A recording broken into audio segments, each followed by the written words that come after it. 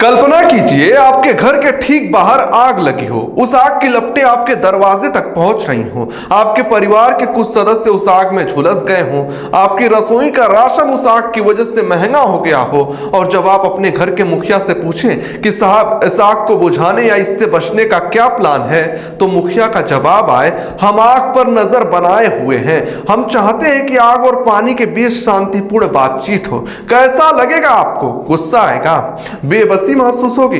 दोस्तों, आज हमारे देश के साथ ठीक यही हो रहा है। संसद के बजट सत्र का दूसरा हिस्सा शुरू हो चुका है। पूरे देश को पहले से ही अनुमान था कि हिस्सा बहुत जबरदस्त, हंगामेदार और ऐतिहासिक होने वाला है।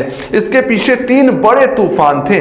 पहला तूफान लोकसभा स्पीकर ओम बिरला के खिलाफ 118 सांसदों द्वारा लाया गया अविश्वास प्रस्ताव। दूसरा, मुख्य चुनाव आयुक्त ज्ञानेश कुमार के खिलाफ विपक्ष द्वारा लाया जा रहा अभूतपूर्व महाभियोग प्रस्ताव। लेकिन इन दोनों से भी बड़ी और सबसे खौफनाक वजह जो हमारे दरवाजे पर दस्तक दे रही है, वो है मिडिल ईस्ट में भड़का हुआ भारी तनाव और युद्ध। आज की खबर कोई कहानी नहीं है, आज ये सच्चाई है जो देश से छुपाई जा रही है, जो किसी भी टीवी चैनल के प्राइम शो के शोर शराबे में आपको नहीं मिलेगी। आज हम बात करेंगे कि कैसे हमारी संसद को शुतुरमुर्ग बना दिया गया है कि जब संकट आए तो अपनी मूड़ी रेत में गाड़ लो, संकट दिखेगा ही नहीं मतलब संकट नहीं है। मूड़ी रेत में रहेगी तो न दुनिया मरेगी, न भारत का रुपया डूबेगा, न इकोनॉमी बर्बाद होगी। चर्चा ही मत करो, नो डिस्कशन, गुड न्यूज विश्व गुरु।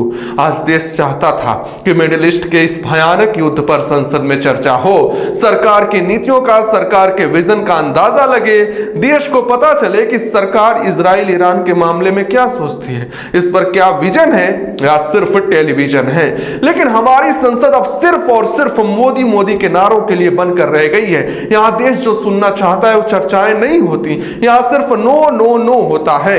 जरा संसद का नजारा देखिए। ओम बिरला जी के खिलाफ अविश्वास प्रस्ताव पेंडिंग है, तो एक गजब का खेल हुआ। बिरला जी ने कहा कि जब तक मुझ पर अविश्वास प्रस्ताव क्लियर नहीं होता मैं कुर्सी पर नहीं बैठूंगा। ठीक है, बहुत अच्छी बात है, लेकिन उनकी जगह कुर्सी पर कौन बैठा? सत्ता पक्ष के ही जगदंबिका पाल।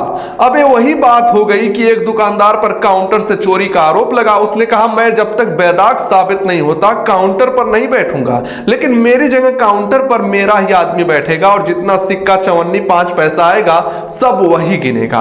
आज जितने भी स्थगन प्रस्ताव आए जिनका मकसद मिडिल ईस्ट और वेस्ट एशिया पर बात करना था, जगदंबिका पाल ने कुर्सी पर बैठते ही दनादन खारिज कर दिए। धन्य है जगदंबिका पाल, रिटायरमेंट की जो उम्र मोदी जी ने तय की थी वो पार कर चुके हैं, और उस उम्र को क्रॉस करने के बाद जो छटपटाहट होती है, चाहे वो बेटा बेटी को रोजगार दिलाने की हो या एक बार फिर मौका पाने की, वो आज उनकी कार्यशैली में साफ दिखी। ओम बिरला को पछाड़ते हुए उन्होंने स्पीकर के आसन को नई ऊंचाइयां दे दी हैं। अब आते हैं उस असल मुद्दे पर जिससे सरकार भाग रही है। मिडिल ईस्ट में अमेरिका, इजराइल और ईरान के बीच जो घमासान मचा है वो सिर्फ विदेश नीति का मुद्दा नहीं है, वो हमारे और आपके घर की रसोई का मुद्दा है, वो हमारे देशवासियों के खून का मुद्दा है। मार्च 2026 की शुरुआत में ही ओमान की खाड़ी में ड्रोन और मिसाइल से वार हुए। 1 मार्च को एमकेडी व्योम के नाम के एक तेल टैंकर पर वार हुआ जिसमें हमारे एक भारतीय नाविक चल बसे। उसके तुरंत बाद स्काईलाइट नाम के एक और जहाज पर वार हुआ जिसमें हमारे 2 और भारतीय नाविक कैप्टन आशीष कुमार जी और दलजीत सिंह जलकर खाक हो गए, उनके सिर्फ हड्डियां मिली।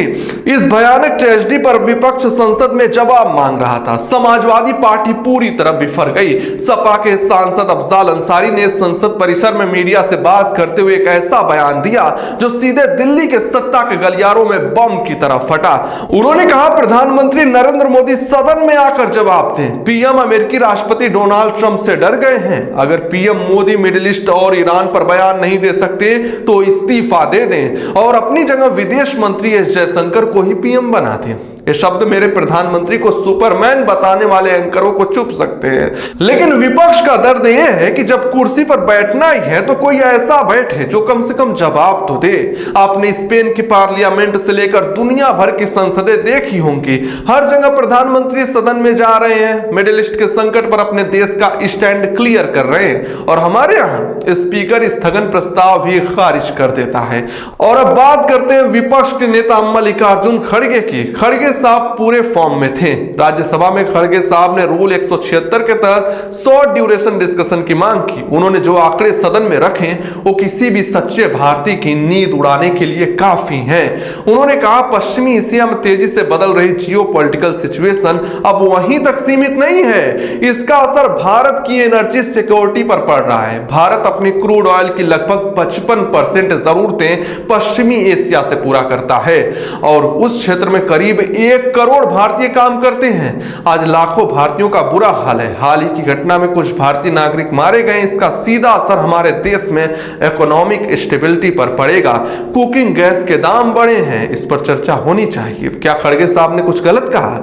1 करोड़ भारतीय वहां फंसे हैं। ओमान में हमारे लोग मारे जा रहे हैं। कतर में, बहरीन में हमारी एम्बेसी कितने लोगों के संपर्क में है?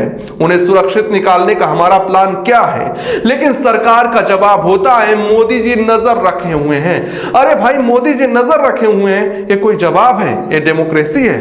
यहां बताना पड़ता है कि आपका प्लान क्या है। नजर रखे हुए हैं तो शी जिनपिंग भी कह सकता है और किम जोंग उन भी कहता है। एक लोकतांत्रिक देश के प्रधानमंत्री को अपनी संसद को भरोसे में लेना पड़ता है।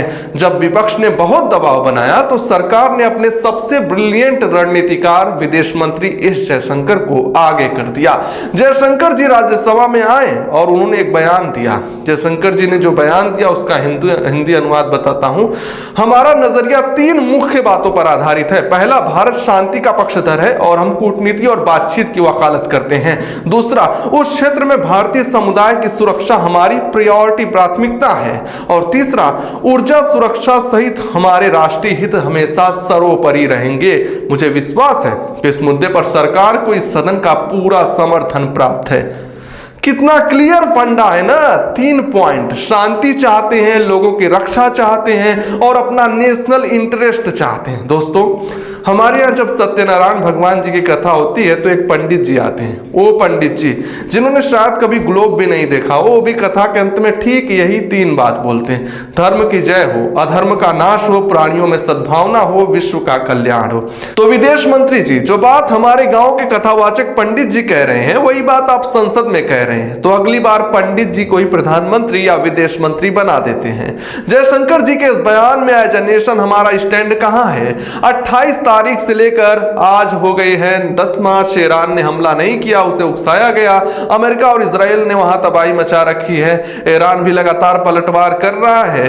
दुनिया की चौथी और सबसे बड़ी अर्थव्यवस्था, दुनिया की सबसे बड़ी आबादी और आपका मिडिल ईस्ट क्राइसिस में कोई स्टैंड ही नहीं है। स्विट्जरलैंड, बेल्जियम, इंग्लैंड, कनाडा जैसे देश डंके की चोट पर अपनी बात रख रहे हैं और हम कह रहे हैं कि हम शांति के पक्षधर हैं। इसका मतलब क्या है? विपक्ष यही तो कह रहा है कि आप बहस से भाग रहे हैं। संसद बयान देने की जगह नहीं है मेरे दोस्त, संसद चर्चा की जगह है। शॉर्ट ड्यूरेशन डिस्कशन होने दीजिए, लेकिन ये सरकार चर्चा से डरती है। अगर चर्चा हो गई तो सरकार का खोखलापन सामने आ जाएगा। विपक्ष खाल उधेड़ कर रख देगा। आपको याद होगा चीन ने हमारे बॉर्डर पर कितना बड़ा घुसपैठ किया था। गलवान घाटी में हमारे 20 सूरवीर सैनिक शहीद हो गए। उस वक्त क्या हुआ था? रक्षा मंत्री राजनाथ सिंह जी ने, मैं कभी कभी निंदानाथ भी कहता हूं, उन्होंने पूरी घटना पर एक ऐसा हार्मलेस बयान दिया जिसमें चीन का नाम तक नहीं था। बिना एक भी सवाल का मेरिट पर जवाब दिए पूरी घटना को रफा दफा कर दिया गया। इन भाजपाइयों की सरकार में मेरिट नाम की कोई शब्द ही नहीं है। यही इनका गुजरात मॉडल है। गुजरात मॉडल का मतलब विकास नहीं था, उसका मतलब था कि विधानसभा संसद में विपक्ष बोलेगा नहीं, अगर बोलेगा तो उसे सस्पेंड कर दिया जाएगा, रिकॉर्ड पर कुछ नहीं जाएगा। जो हम चाहेंगे वही होगा। लेकिन याद रखिए, संसद कोई सजावटी गहना नहीं है, चर्चा के लिए है, परिचर्चा के लिए, संवाद के लिए है। अगर दुनिया के सबसे बड़े संकट पर, जिसमें हमारे 1 करोड़ भारतीय फंसे हैं, हमारी संसद में चर्चा नहीं होगी तो फिर इस संसद का काम क्या है?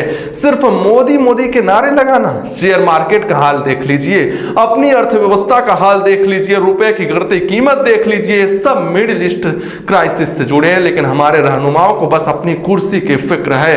आज की इस रिपोर्ट को उन तमाम लोगों तक शेयर कीजिएगा जो सोचते हैं कि विदेश में जो हो रहा है उससे हमें क्या।